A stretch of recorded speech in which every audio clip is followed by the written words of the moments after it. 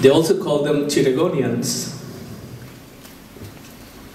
They say that Rohingya, the word Rohingya was never there. They deny the history of the Rohingyas, which began from the 8th century. And also, if I have enough time, I will deal with some of the more very serious issues. That instead of people from Chittagong going to Burma, historically, from my research, I found out that there had been people coming from Burma to settle in southern Chittagong. So I'm going to deal with that. My identity is mostly a researcher. I'm not a political activist, so I will give you my findings. I also would like to use some examples. You know, in the northern part of this world, where you have oceans and ships go from one continent to another, they see a small ice. And when there was no science, no technology, that much developed technology, they thought it was just a small piece of ice. And they hit the ice, and there was a huge mountain-like ice that they couldn't see. So when I saw Rohingya refugees in Bangladesh, I started to think that these are like the tip of an iceberg. There must be something else going on inside Burma. So I have published many papers, but this one that I'm presenting tonight talks about, from my survey I did on Burmese xenophobic literature, I found out that there is a huge iceberg beneath the sign of refugees. And that iceberg happened to be some intellectuals, this xenophobia. So you must be wondering, what is xenophobia? Xenophobia is simply like fear of the stranger. You fear that these are strangers, they could be very dangerous. Now, after 1962, when Nevin took over power, their ideology became xenophobia. Xenophobia became their ideology. For sure, the democracy was not their ideology. So it was the xenophobia, which means they tried to use fear and oppression about one group, one ethnic group against the other. What happened in Arakan is that there you have the Rohingyas and the Rakhines. So the best way for the military, to them, was to show that Rohingyas are foreigners. In Rakhine, they are Chittagonians. You see? Xenophobia has another meaning, which means, well, the intention is to develop intolerance. You see a foreigner in your country, and this racist, extreme xenophobia is racism. So what they do is that they say, we are pure people, we are good people, and these foreigners are making trouble for us. We have peace in our country, and these foreigners are to blame for all the trouble that we are having. So that's what we have in Arakan, state of Burma. And the military is helping the local Rakhines to develop intolerance among the Rakhines, saying these are foreigners. Rakhine was historically a kingdom, and it was a Buddhist kingdom. So where did these people come from? They are from Chittagong, from Bangladesh. They speak something that sounds more like Chittagong. So they look like people from Bangladesh, and they got to be from Chittagong. But history says things otherwise. The name Akyab, the capital city of Arakan, is a Rohingya name. How can you just do that? Well, they changed the name. So, xenophobia is a big problem. Now, I would like to say that I'm going to talk about some of the xenophobic works. I'm reminding you again, xenophobia in extreme case is racism. Racism means you kind of hate people who are different from you racially, culturally, and all kinds of things, mostly racially. I have to understand the big thing beneath the tip of the iceberg. So I tried to find out the ideology of the xenophobic groups. And I have surveyed these groups. There is a book called Influx Viruses. Have you heard of that? Influx Viruses? Surprisingly, they were so desperate and so open that from a internet online, the cover page of the book was flashing. So I was surfing and I saw this. I said, this is very dangerous. They are spreading intolerance against their fellow people, Rohingya, saying these are foreigners. So the name of the book is Influx Viruses, which means these are like viruses. You know, when you get sick, that infects you with viruses, what do? You try to get rid of them by killing them, right? Of course. So they are saying in the book that Rohingyas are foreigners and they are like viruses. They are in Arakan from Chittagong and they are disturbing our peace. We are a great people, so we have every right to fear them. Xenophobia, racism, okay, that's influx viruses. Now, there are a few other items we have covered. The Arakan information website, some of you have visited this, and it says, who is the enemy? Are Muslims the enemy or the Burmans the enemy? Why? Aren't you all citizens? Why do you have to look for enemy? When you say enemy, it means you fight with him. Is that democracy? I don't think so.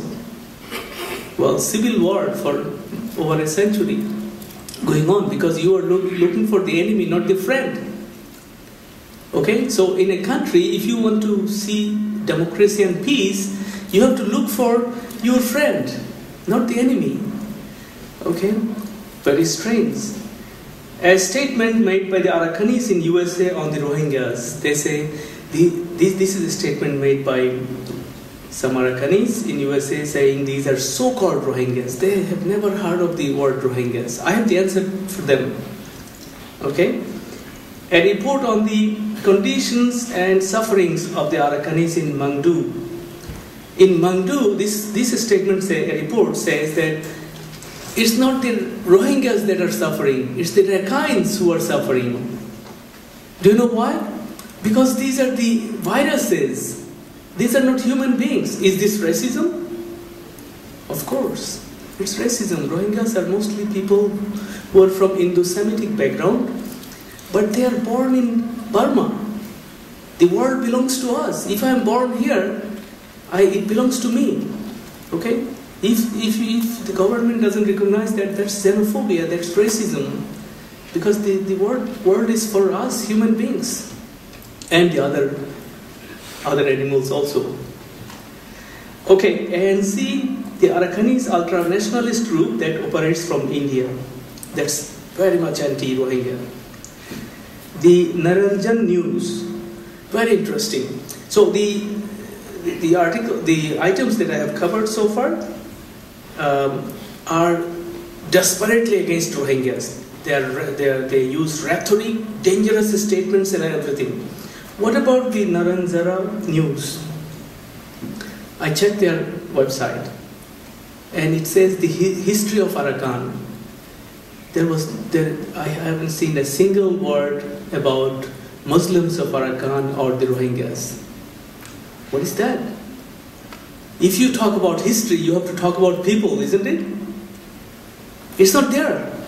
So they ignore it, thinking that ignoring the Rohingyas will help them to get rid of them. So all these, it's a technique they use to avoid you. Once in a while I see some Burmese democracy leaders, I talk to them when I say Rohingya, and they feel shy, He's not protesting, he's not anti-Rohingya, showing anti-Rohingya, but he's just kind of ignoring the issue. So to me, that's also xenophobic. That's even worse. You are a democracy movement leader and you don't recognize the Rohingyas who are the citizens of Burma? You think if you remain silent and say you are democratic, you are anti-Rohingya. You are even worse than that. So what we are going to do, as I go back to Canada, we will deal with Canadian government and say, these democracy leaders are fake. They are not truly democratic. Burma has been fighting, Burmese democracy leaders has been fighting for democracy for so many years. But why there is no democracy? Because these are fake, not all of them. Some of them that ignore the Rohingya issue are fake democracy leaders. That's why they are like toothless democracy leaders.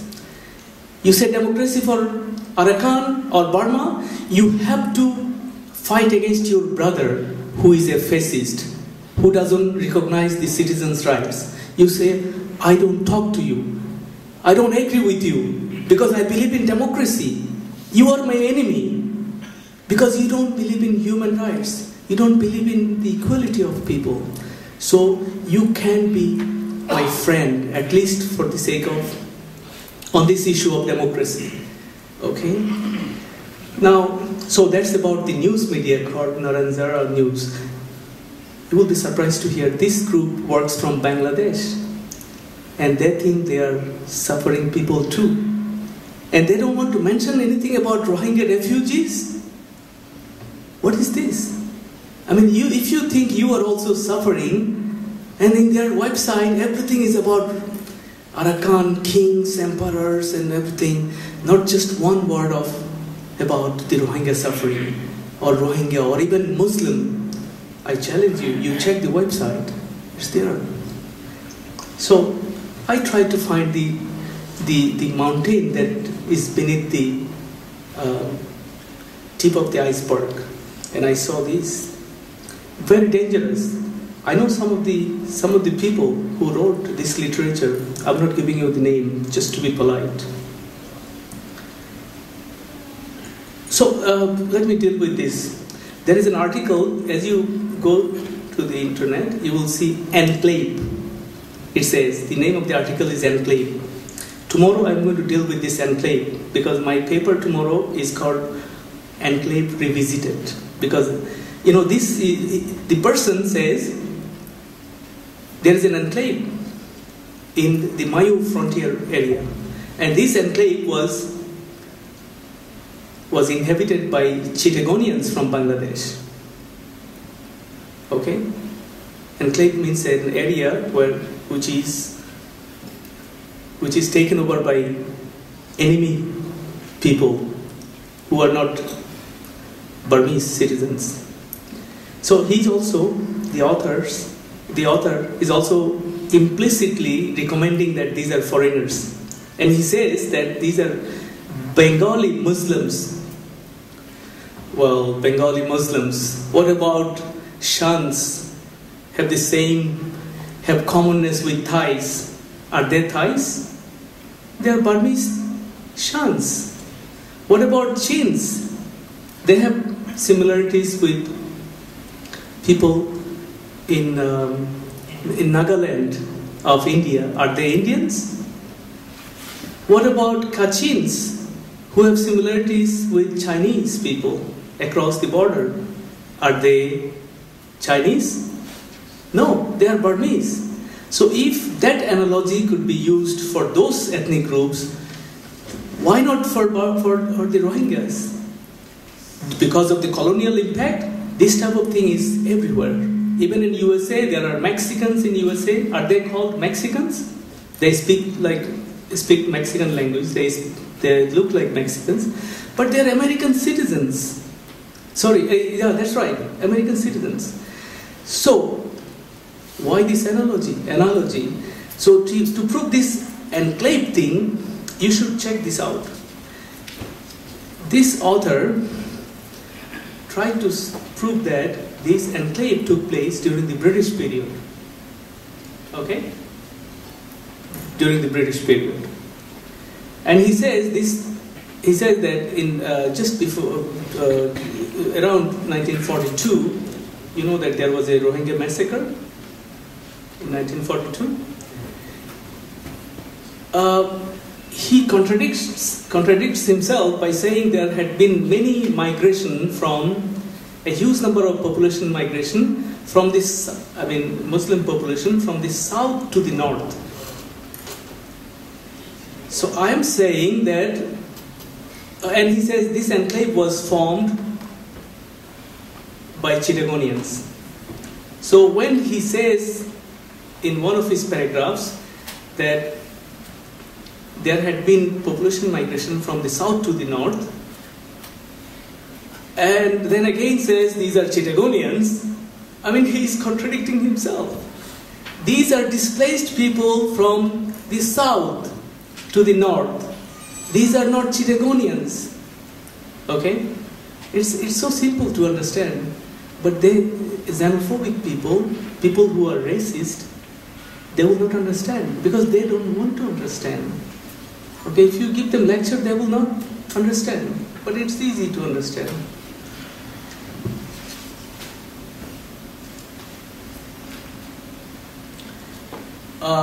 You will be surprised to hear this. Instead of Bengali or Chittagonian people settling in Arakan, in my research I found out that Rohingyas historically were uprooted from Arakan and they settled in southern Chittagong in large numbers. It's not only Rohingya people, it's the Chakmas, it's the Rakhines. In southern Chittagong, you will be surprised to hear there is a group called Rakhines. They have adopted the same name as the Rakhine people of Burma, and Bangladesh government doesn't care because they can choose their name. You see, if a people desire to choose a name for themselves, they have the right to do it. So in Bangladesh, southern part of Bangladesh, a Rakhine population has developed due to Buddha Power's invasion of Arakan. It's all in history. So the point is, the author of the enclave essay, when he says these are foreigners to Arakan, what about the Rakhines who not long ago settled in southern Chittagong, and also Rohingyas who settled in southern Chittagong? Rohingyas in southern Chittagong are known as Rohingya. So there had been fight between the Rohingyas and the Bengalis. And the author of the enclave says the people in the Mayu frontier are all from Chittagong. Strange logic. Okay. Michael Charney says that when the British occupied Arakan, the country was a sparsely populated area, and the formerly high-yielding paddy fields of the fertile Kaladan and Lembro River Valley germinated nothing but wild plants for many years. These are the people, Rohingya people, who lived in those valleys, emptied those places because of the invasion from Buddha Power's invasion, and they, in great numbers, settled in southern Chittagong. Okay, you will see the same language. So let's say, even if the author says of these xenophobic works, says that these are Chittagonians, let's say they are Chittagonians, it seemed to me these people were uprooted due to Buddha Power's invasion, and they went back to settle there. But not all of them settled there, because there had been turmoil in Arakan, and why the Chittagonian people would settle in Arakan, where there is no peace, no rest, there is unrest. And even in Chittagong, if you go, they will say Arakan is a Mogir Muluk, which means a lawless country. Why should they go to Arakan to settle? So the author of the enclave says things, and I have intellectually visited enclave, and I didn't find any enclave. These are all Burmese citizens. It's not an enclave. These are not enemies. These are not viruses. These are human beings. Are they racist people? These authors? Of course.